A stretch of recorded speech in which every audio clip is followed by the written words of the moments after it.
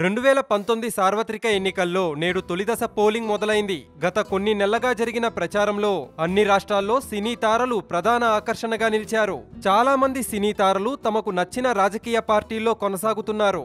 Senior heroine Khushbu Congress party నేతగా తమిళనాడు రాజకీయాల్లో క్రియాశీలకంగా ఉన్నారు. కొన్ని రోజుల క్రితం ఖుష్బూ ఎన్నికల ప్రచారంలో భాగంగా జరిగిన సంఘటన ప్రస్తుతం సోషల్ మీడియాలో వైరల్ అవుతోంది. ఇటీవల ఆమె బెంగుళూరులో కాంగ్రెస్ పార్టీకి ప్రచారం నిర్వహించారు. ఖుష్బూ బెంగుళూరులో కాంగ్రెస్ పార్టీ అభ్యర్థి రిజ్వాన్ కు మద్దతుగా ఏప్రిల్ 10న ప్రచారం నిర్వహించారు. ఖుష్బూ రిజ్వాన్ ఇంటికి వెళ్లిన సమయంలో అక్కడ పెద్ద ఎత్తున కాంగ్రెస్ పార్టీ కార్యకర్తలు గుమిగూడారు. ఖుష్బూ రిజ్వాన్ ఇంటి నుంచి కారెక్కేందుకు వెళ్తుండగా ఆమెని కార్యకర్తలు చుట్టుముట్టారు. అక్కడున్న పోలీసులకు కూడా వారిని అదుపు చేయడం కుదరలేదు.